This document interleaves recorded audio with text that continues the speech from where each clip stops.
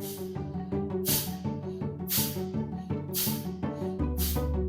पेट के ऊपर जाता है, तो इसको और में थोड़ा आप सा पर ब्रीथ पर सेकंड काउंट कर अष्टांग सकते योग में भी हैं। बताया है, श्वास आना चाहिए, चेहरे की मसल बिल्कुल भी। नमस्कार फ्रेंड्स, मैं हूं योगी उमेश और आप देख रहे हैं वशिष्ठ योग। स्वागत है आपका वशिष्ठ योग में। और करते रहिए रोग और रहिए निरोग। आज का जो हमारा वीडियो है बड़ा ही इंटरेस्टिंग होने वाला है, कपालभाति के ऊपर है। कोई ऐसी नई चीज़ नहीं है। कपालभाति एक बहुत ही अच्छी क्रिया है शारीरिक शुद्धि के लिए, और प्राणायाम भी बताया है षटकर में। तो आज हम जानेंगे कैसे कपालभाति करना है, क्यों करना है, क्या है कपालभाति, क्या फायदे हैं, किस किस को करना है, किस किस को नहीं करना है। चलिए तो आज पहले थोड़ा इसके बारे में जान लेते हैं क्या है कपालभाति। तो दोस्तों, जैसा कि आप देख रहे हैं, नाम ही इसका कपालभाति। कोई भी नाम किसी चीज का रखा जाता है वो कोई लॉजिकल होता है उसके ऊपर। तो इसका नाम है कपालभाति।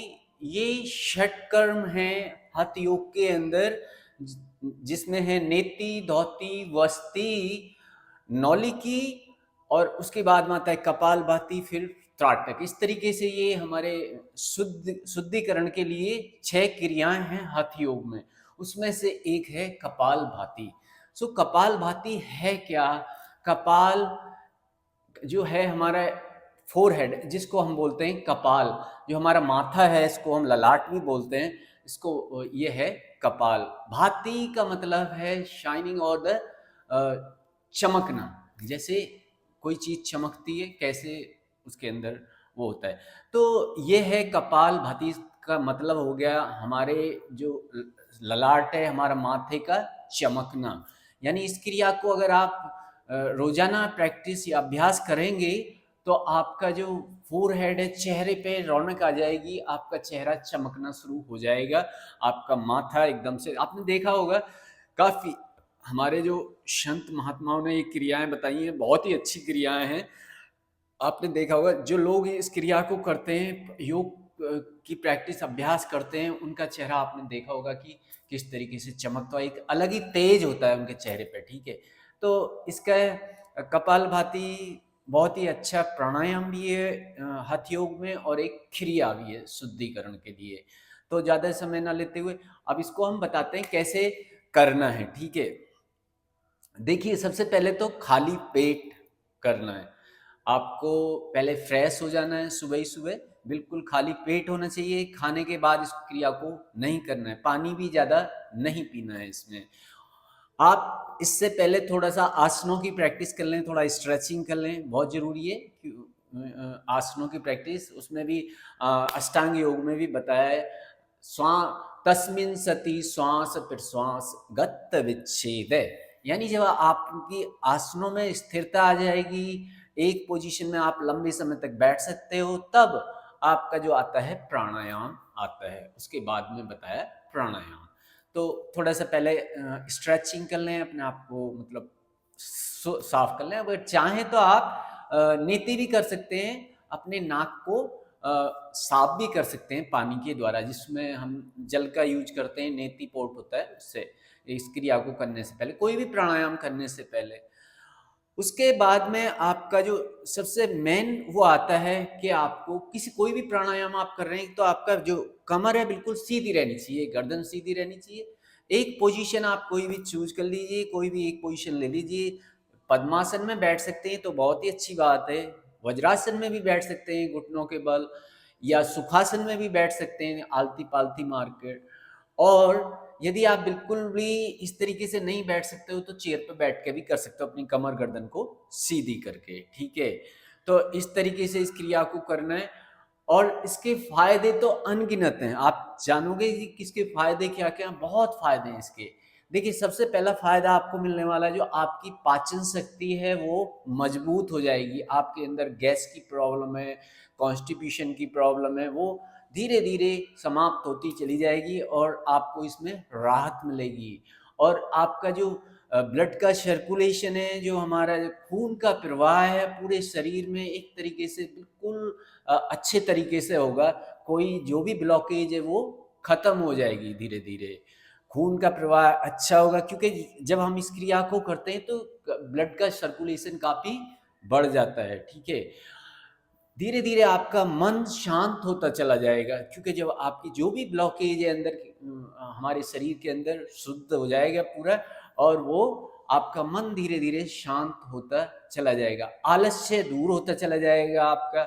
अगर आपकी पाचन शक्ति मजबूत हो जाएगी, ब्लड का सर्कुलेशन शरीर में बढ़ेगा, क्योंकि सारा जो प्रभाव जाता है हमारा इसका पेट के ऊपर जाता है, क्योंकि क्रिया जो होती है पेट से ही होती है। जब हम सांस छोड़ते हैं तो पेट आपका अंदर की तरफ दबाव डालता है, जो पेट की मसल है।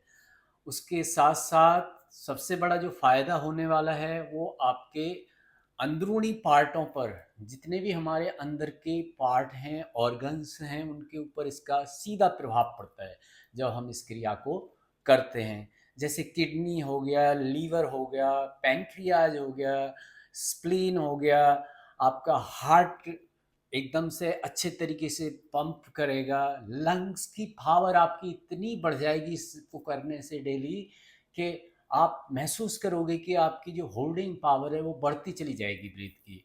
तो सबसे बड़ा फ़ायदा इसका लंग्स को भी क्लेंज करने के लिए बहुत फ़ायदेमंद है ये, क्योंकि बहुत अच्छा क्रिया है। इसको आप अगर डेली करेंगे तो उसके बाद में फिर और भी इसके बहुत अनेक फ़ायदे हैं। आप इस क्रिया को करेंगे तो बहुत ही अच्छी क्रिया है, बहुत ही अच्छा प्राणायाम है। इसके कुछ सावधानियां भी हैं इसको करने से पहले। सावधानियां ये हैं कि एक तो आप इसको खाली पेट करेंगे, खाने के तुरंत बाद नहीं, क्योंकि नहीं तो आपको उल्टी वगैरह भी हो सकती है या जी मिचला सकता है। दूसरा, यदि आप शुरुआती दौर में कर रहे हैं तो धीरे धीरे करें। हो सकता है कि आपको सर में दर्द भी हो जाए या फिर चक्कर भी आए। ये सारी सिम्टम्स देखने को मिल जाते हैं शुरुआती दौर में, क्योंकि ब्लॉकेज है, ओपनिंग होगी तो ये सारी चिड़ियाँ जो मिलने को देखने को मिलेंगी आपको, ठीक है। तो इनसे घबराएं ना बिल्कुल भी। एक जिनको हार्ट की प्रॉब्लम है वो बिल्कुल ना करें, हाई बीपी की प्रॉब्लम है वो ना करें, और सबसे बड़ी चीज जिनको जो अ, जल्दी में ही ऑपरेशन हुआ है या सर्जरी हुई है वो भी ना करें, पीरियड टाइम में ना करें, और प्रेगनेंसी टाइम में बिल्कुल भी ना करें इस क्रिया को, ठीक है, क्योंकि प्रेशर पूरा हमारे पेट के ऊपर जाता है, तो इसको थोड़ा सा अवॉइड करें।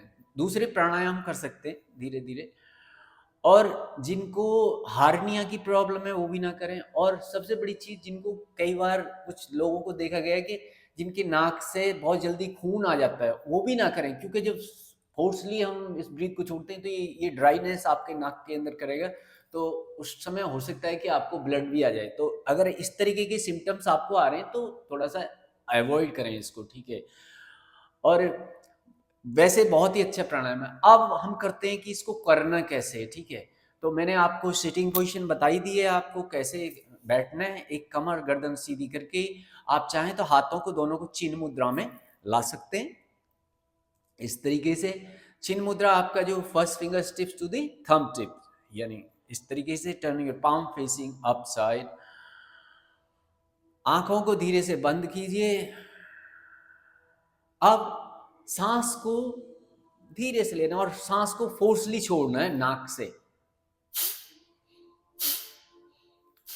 यानी शुरुआती दौर में आप पर ब्रीथ पर सेकंड काउंट कर सकते हैं। जब आपको रेगुलर प्रैक्टिस हो जाएगा तो आप 2 ब्रीथ पर सेकंड कर सकते हैं एडवांस प्रैक्टिस में। आप चाहें तो टावल ले सकते हैं, अगर नाक से कुछ कचरा वगैरह बाहर आ रहा है तो उसको साफ कर लें। कोई इसमें हिचकने वाली कोई बात नहीं है कि नाक से निकल रहा है, क्योंकि कुछ लोग इस तरीके से हेजिटेट करते हैं, हिचकिचाते हैं कि नाक से कुछ बाहर आ जाएगा, तो गले से सांस बाहर करते हैं। ये गलत तरीका है, ठीक है। आप फील कीजिए नाक से, जैसे हम जब हमारी नाक ना ब्लॉक हो जाती है तो उसको कैसे साफ करते हो, आप नाक को पकड़ते हो ऐसे करते हो ना, तो नाक पूरी साफ हो जाती है। बिल्कुल यही क्रिया है। आप चाहें तो शुरुआत में एक नाक को बंद करके ऐसे भी कर सकते हो। फोर्सली नाक से बाहर आनी चाहिए सांस ना। आपको इस क्रिया में इनहेलेशन पे ध्यान नहीं देना, आपको जो सांस लोगे उस पे ध्यान नहीं देना। सांस जब आप बाहर कर रहे हो, जाती हुई सांस को गिनना है, काउंट करना है, पर ब्रीथ को काउंट करना है। आपका जो ध्यान है वो काउंटिंग पे रहना चाहिए पूरा, ठीक है। पर ब्रीथ को काउंट करना है, ठीक है। 20 से 30 काउंट पहले राउंड में जाना है, बिगिनिंग में, आरंभिक अवस्था में। ज़्यादा नहीं करना है कि आप 200 बार चले गए, 300 बार, बीमार पड़ जाओगे और मसल इतनी स्ट्रांग नहीं है आपकी पेट की कि आप इसको इतने लंबे समय तक कर सकते हो। धीरे धीरे इसका अभ्यास करने के लिए कम से कम महीना 2 महीना लग जाता है, ठीक है।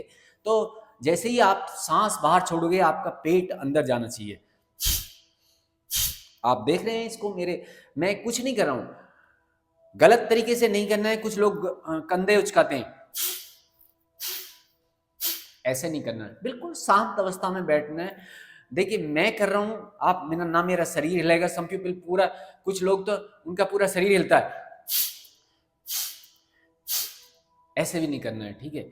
गर्दन सीधी रहेगी और चेहरे पे बिल्कुल भी एक्सप्रेशन नहीं आना चाहिए, चेहरे की मसल बिल्कुल भी सिकुड़नी नहीं चाहिए इसमें, शांत मुद्रा में और प्रसन्न मुद्रा में, यानी चेहरे पे एक हल्की सी प्रसन्नता भी होनी चाहिए।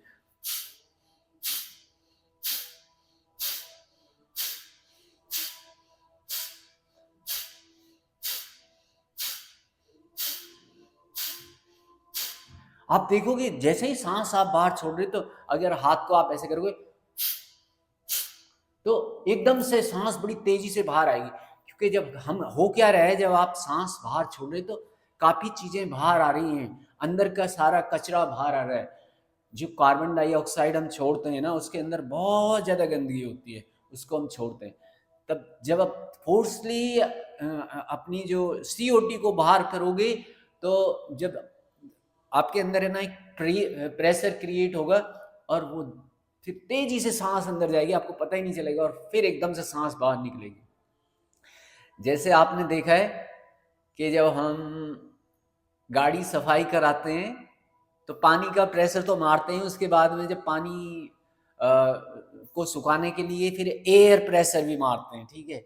कितनी तेजी से एयर का प्रेशर फोर्सली जाता है और उसको सुखा देता है, ऐसे ही करना, ठीक है।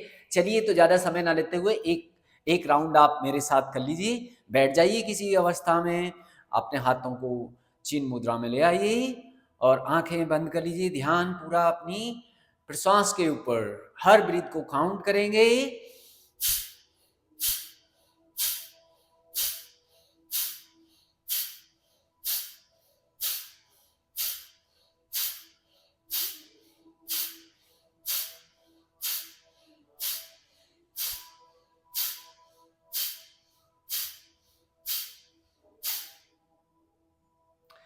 हर राउंड के बाद में 20 काउंट या 30 काउंट के बाद में गहरी लंबी सांस लेना है और छोड़ना है। 20 से 30 सेकेंड रिलैक्स कीजिए।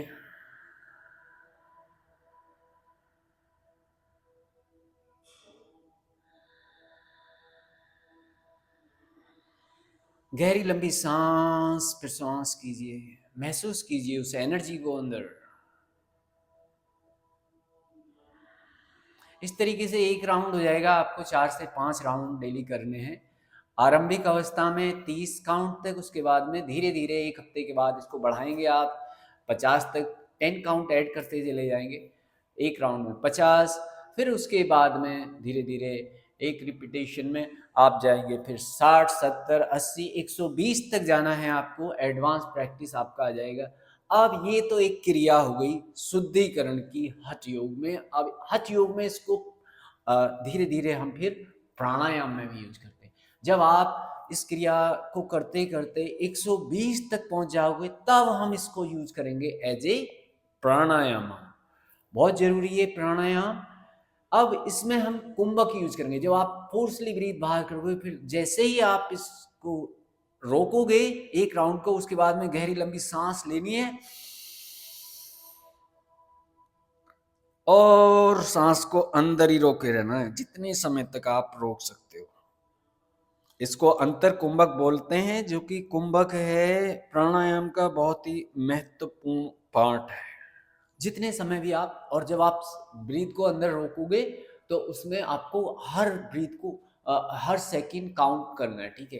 कितने सेकंड आपने ब्रीथ को अंदर रोका, उसके बाद में आएगा आपका बाह्य कुंभक, यानी ब्रीथ रिटेंशन आउटसाइड, बाहर की तरफ सांस को रोके रखना है। जब सांस बाहर छोड़ेंगे तो फिर आपको रोकना है बाहर की तरफ ही, कितने समय तक बाहर रुके। तो इसमें बैलेंस लेके आना है अंतर कुंभक और बाह्य, ये हो जाएगा आपका प्राणायाम कपालभाति के अंदर। तो आपको ये वीडियो अच्छा लगा होगा, करते रहिए योग और रहिए निरोग, देखते रहिए वशिष्ठ योग। नमस्ते, थैंक यू, मिलते हैं अगले वीडियो में।